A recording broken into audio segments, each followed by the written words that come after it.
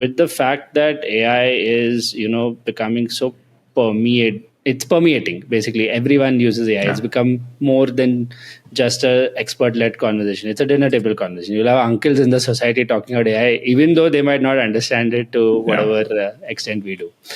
But what I've also been reading is the fact that this comes at a huge energy cost. So there have Oh, been yeah. these viral posts about how each query costs you so much energy and you should not use AI. I don't know if that's just a PR campaign or it's reality, but yeah, like if you can speak to that a little bit. Yeah, of course. So, sort of before I come to that point, and I'm going to get to it, I want to talk about just a layer above the energy requirement, right?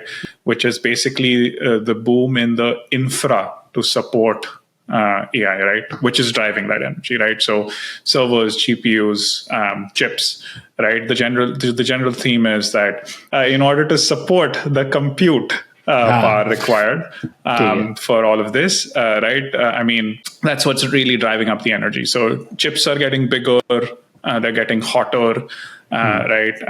You basically have servers with 20, 30 GPUs stacked together, all put together. Now I know this because I work in Dell. It's kind of part of my job. But the point being that that's really helped companies that are providing such solutions like Dell, HP, really grow their demand.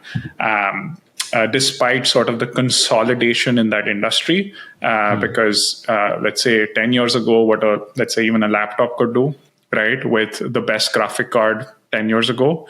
Now it's something that a much cheaper laptop in today's terms can do with a much sort of low-line GPU, right? So gaming so for example, I used to love playing Devil May Cry. My laptop back then, I needed to kind of buy a top of the line laptop to kind of support a game like that. Today, a budget laptop can play that same game from 5-6 years ago, right? So it just kind of goes to show the advancements that are happening there that are supporting the sort of compute boom. Anyway, to answer your question about energy, right? There was a interview with a U.S. senator, and I'm quoting his numbers, right? So basically, the amount of energy required to support 1 million people, so 10 lakh people in a given city, is approximately 1 gigawatt of power, right? Now, 1 gigawatt is essentially 1,000 megawatts, right? Now, in about 4 or 5 years, by 2030, the estimate is that one singular data center will require more than 1 gigawatt of power because of all the AI assisted sort of technologies that are coming into the picture, right? We are talking about one single rack of servers, which is generally anywhere between 15, 20 servers to about, if you're going dense, then about 120 servers, maybe about 100 servers at the most. That itself consumes north of 150 kilowatts, 200 kilowatts, maybe even higher, right? A one rack is not a lot of space.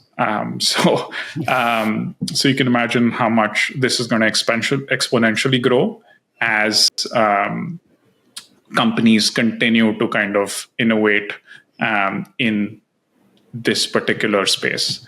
And just for context, for what Akash is saying, guys, 1 gigawatt, 1 gigawatt can power approximately 750,000 to 1 million homes. So that's essentially the level of energies we're talking. So just to give you guys a little bit of context. Yeah. I mean, I have nothing else left to say. It's huge. But fair. I mean, I think it is a very energy intensive process, and hopefully we come out the other side without burning ourselves too much. Yeah, you had Sam Altman saying, right, back when those Studio Ghibli images were going viral, that Yeah. their GPUs were literally melting. That's why.